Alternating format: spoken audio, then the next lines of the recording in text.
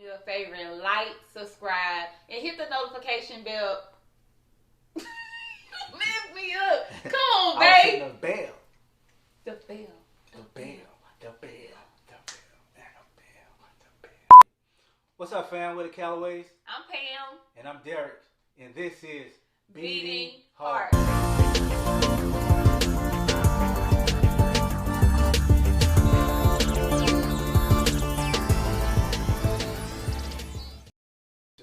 Yo, what's up, fam? Thanks for stopping by and just taking a beat with us in the first of many videos to come. Remember, if you have any questions or comments, leave them in the comment section down below. Yes, so if you feel like you can vibe with us, don't forget to like, subscribe, and hit the notification bell. Because, guys, we're going to be uploading some hot topics and content for you every second and fourth Monday. Definitely, definitely. And we're real anxious to kind of start pouring into you guys' marriages, relationships, marriages to be. But we also understand that if the person you're pouring into or the couple that you're pouring into doesn't really feel like they can vibe with you or that you relate to them, then they really won't receive it. So we would like to take you guys on a journey of our story of what was and what is. Fill the people in on how we met. Okay, guys, so this is how me and Derek met. It started back in 2005. I had just moved to Baton Rouge from Houston. At this time, Lil Wayne was like really popular, so I was infatuated with guys who had dreads. And so one day, we stayed in the same apartment complex, and one day I was sitting outside and I noticed this guy. Didn't see his face or anything. All I saw was the back of him with these long dreads down his back like Rapunzel walking into the house. And so I was like, oh my gosh, I like him. I like him. I gotta get to know him. So one day, me and my sister, we walk in to the store and we ran into his friend, Lazarus, and he came over to talk to my sister. And so I asked him, I said, hey, do you know the guy with the long dress? And he was like, yes, that's my brother. I was like, oh my gosh, can you tell him I want to holler at him? And so a couple of weeks had passed by, and again, me and my sister, we were walking to the store, and he comes down, he sees us, so he walks up to me and he asks for my phone number. Like a real? So he asked for my phone number, and so that's when we began, you know, conversing and stuff. And anything that you want to share to go from there? I know, he was jocking me, y'all. Nah, at the beginning, you was blowing my phone up. Like, let's be honest. I was blowing her phone up because I wanted to smash, like any dude do. At the beginning, at this point in our relationship or in this beginning stage, that's how my mindset was, you know, meet a female, get what I can get, move on to the next one.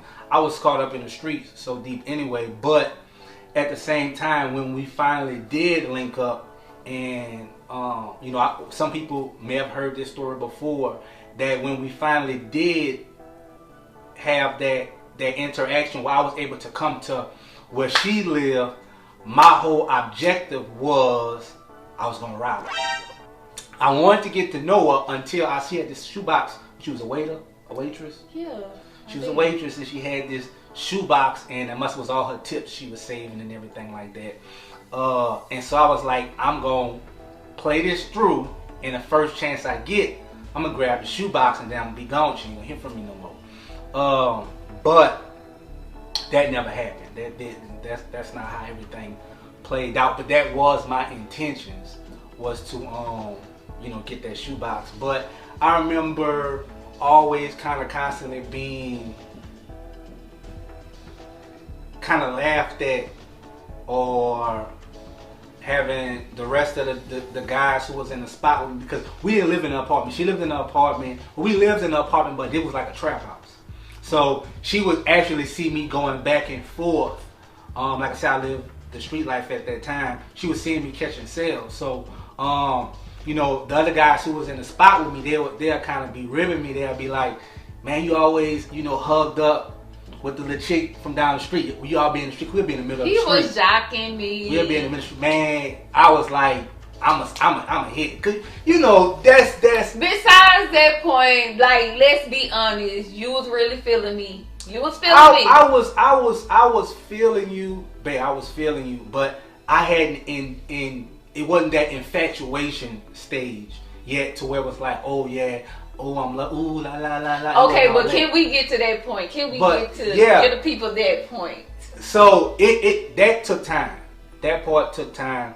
I have never been the type to be with a female and just try to rush and tell her, you know, ooh, I love you, to try to get what I want. That has never been my MO. I'm gonna use my mouthpiece, or I'm gonna try to, you know, run game in any way possible, but never that. But you know, as time you know, progressed, I really, you know, begin to like her. I really begin to want to be around her a little bit more. And you know, what everybody else was kind of saying about us, you know, being hugged up in the street, that didn't really bother me no more. Cause you know, I kind of enjoyed the time that I had with her. And you know, of course, in any relationships, when you have that beginning stage, it's full of, you know, like, oh, I just want to talk to you, I just want to be around you, because we'll be on the phone, and all of that. But once our relationship kind of started to move forward and the ball got to rolling, we really began to see how each other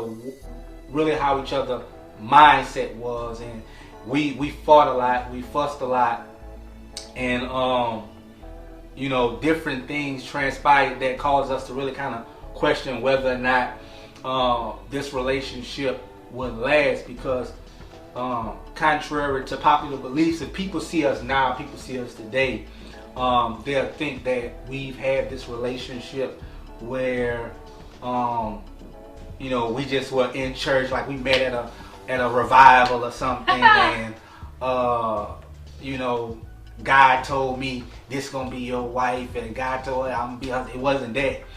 We actually met how she said we met. It was I saw him, I wanted to holler at him, she was jacking.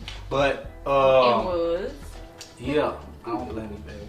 And you know, but we both had issues. We both had been in prior relationships, so we didn't really know who we were, for one. And I think of a lot of the arguments and a lot of the fighting that we did early on in our relationship was because we didn't know how to communicate to each other. We hadn't, you know, set any boundaries or plans or anything like that in place on, all right, this is proper communication. So, you know, time passed, and the question she would always ask me is, how long do you think we're going to be together? I would ask it like every year, like every time a year rolls around to our like anniversary date, I would always ask them, how long do you think it's gonna last? And it was just, for me, it was like, you know, it is what it is. We gonna see. And you know, I was still, just being honest, I wasn't 100% faithful to that relationship, like I may have led on to be, which she knew that I was still bouncing in relationships, not really relationships, but you know, relations. Yeah, just relations, not the shit part. And so times where you know, altercations, we fought a lot. Ooh, a lot.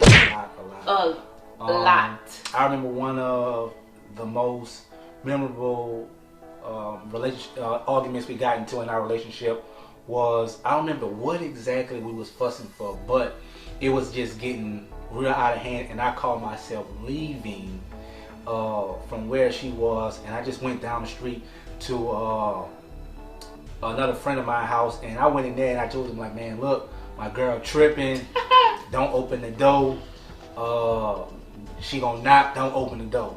And so, you know, they was like, all right, cool, we got you. And so she out there, she like, open the door, they ain't wanna open the door, and she footed that door off the hinges, you know, straight booted the door off the hinges. So I had to end up, you know, buying them people a new door. And you know, those were just scenarios we had. Like when we was there, we were there. And I can remember also a time we got into it and you stole my money. I took all your money, like all of it. And she hopped in the car and left. And I tried. You ever watch the movies and you see them punch out the glass on the movies and it seemed like it's so easy? Don't try that. Do not try that. Not as easy as it looked. And so she was, talking crazy to me about, her take, because I had like a little safe. And so she took my safe, my money. She was like, hey, I'm gone or whatever.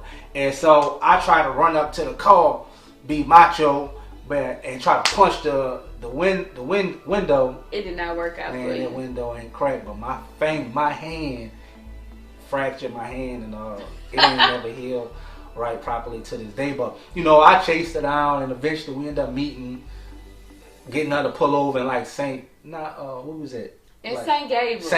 St. Gabriel. Ended up pulling her over, and we ended up getting out the car. Just to start laughing at each other and hug each other and come back home. Right. That was dumb. And it was just that young stupid love, and that was just a common phase with us with fighting and going to the extreme with certain things and throwing things at each other and whatnot. But I think my life in the streets. Eventually, though, that caught up with me, and I had to go and do some time, and it was actually in prison that things kind of changed for me. That's where I actually developed my relationship with God, and it wasn't intentional. I was actually like going to like different call outs or whatever to pass stuff around, and I ended up just hearing the word that just kind of resonated with me, just kind of pricked my heart and just made me want to know more. It was different than what I was normally taught. This kind of like taught me about myself and my identity. And so once I got kind of caught up into that, I'm locked up at this time, and prior to that, if I could just back up a little bit, I was trying to kind of force her away, because I didn't really want to do the relationship, the jail, and you out there in the world relationship. I was like, go about your business or whatever. That was what I wanted to do, but that didn't end up, how I ended up playing it. So once this relationship with God developed, my thing was trying to get that to her, because I understood, and God revealed to me that we were so unequally yoked now at this point in time that either she was going to pull me back, not saying that she was just like this negative influence on me, but and I was going to go backwards to what the dude she met, or I was going to present to her the man that I had become. And so I would call her from jail and just kind of try to minister to her on the phone. You remember? When I first tried to tell her about her being a spirit and not her flesh, not her body. And, that conversation was just so complicated. But, time progressed, and eventually I came home. Yes. And I did 3.5 years. When I came home, within this 3.5 years, she had done developed a whole new mindset. Yeah. She had become I want to say like a whole new woman. Not a whole new woman. You was different. I was different, but hey, life. Yeah. She experienced some things, and I knew she was different, because like, I don't need no man, I don't need nobody. That was the mindset she had developed, and I had to remind her, like, hold on, I don't know what you've been through while I was locked up, or who you dealt with, but I'm not him. I'm not that person. I'm not whoever scarred you. And so it was kind of a battle getting past that point. But I had made up in my mind, and I told her when I was locked up that when I came home I was gonna marry. When Derek came home from jail, things were different. We had already been in a relationship for about like 7 years now. And during the time that Derek was away, I kind of had my own thing that I was doing. So, you know, when he came home, like I always knew that I wanted to be with him, but I just got caught up in a situation which left me broken. I didn't really know who I was. I didn't feel valued. I was just confused as a woman. So I knew that even though he wasn't the one that caused me any hurt or pain, I had a guard that was blocked, that a wall that was up. And so it was very difficult for him to come home and be able to love me and be able to be the man that God had created him to be, the husband.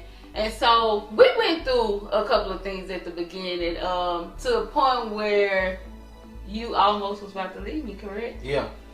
He was about to leave me, but however, we had to sit down, and it was hard because during this situation of trying to rebuild things with him, I had to also heal from a situation that left me broken. Yeah. But it was a blessing because Derek was able to speak, you know, life into me and make me see myself in a whole new way. But we stuck it out and we made it through, and you know, we decided that we wanted to move forward in marriage. You want to tell them? Yeah, and so like the marriage was not your ideal marriage. Things were rocky. We were not in the best place financially at all. I was making like $200 a week at the job that I was at, but I knew I wanted to marry her.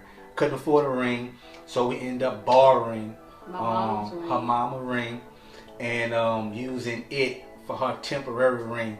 And first of all, he did not propose to me, y'all. He did not ask for my hand in marriage. He didn't call my mom up and say, hey, I want to marry your daughter.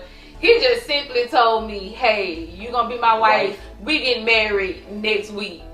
Yeah, and that's pretty much how it went. We got married in my pastor at the time front room. We had some friends that assigned some certificates, and after that, she did her thing, and I did my thing, and you know, we were still not in a place, like I said, in the best place financially. We were living at my grandmother's house at this time, sleeping on her floor, but we continued to develop this relationship with God. And I think as we begin to trust God more, He began to show up for us by opening doors. And you started going to school for hair. And you know, I was still working that job at the time, and I was using that little $200 a week to pay for my hair pay for her hair school. And man, things just, like I said, God just showed up. I believe He saw our faithfulness. And you know, things just began to blossom for us from there. And I ended up getting a better job that, you know, put us in a better place financially. And we ended up getting our first apartment. Yeah. It wasn't the best apartment, but it was ours. We started in that thing, no furniture. Nothing but some mattress. Nothing but mattress. Yeah.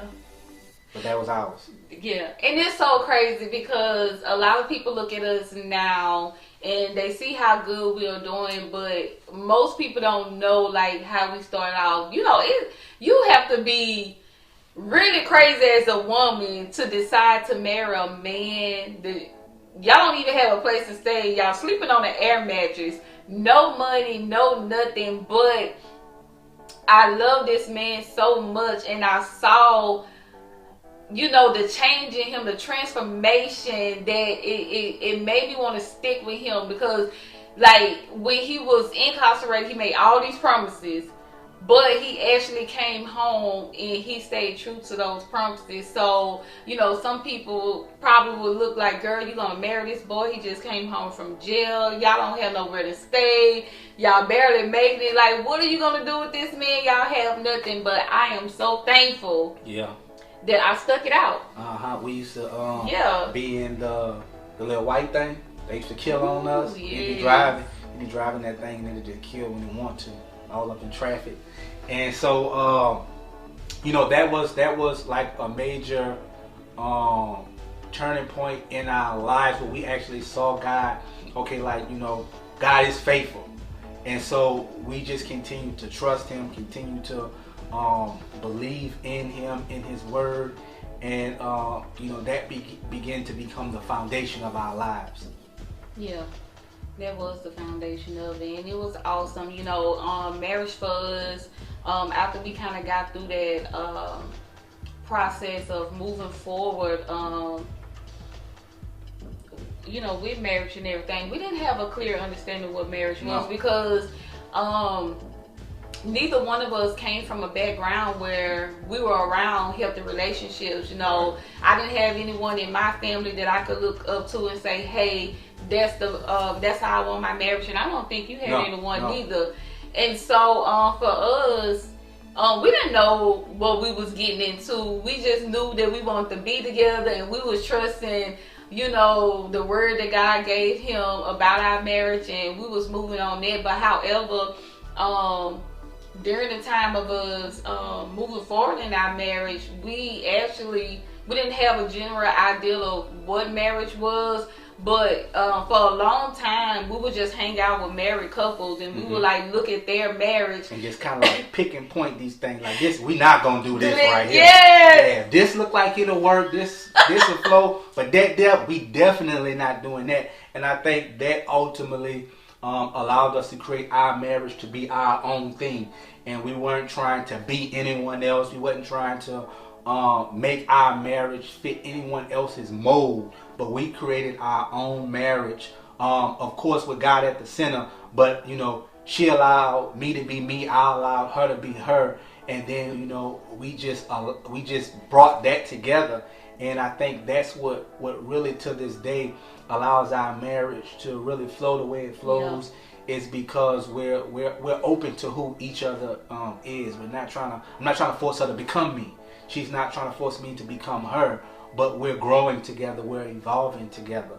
And so I think that's been that momentum we've been riding, and that's become our blueprint for our marriage, is to really just remain us and who we are, and trust God.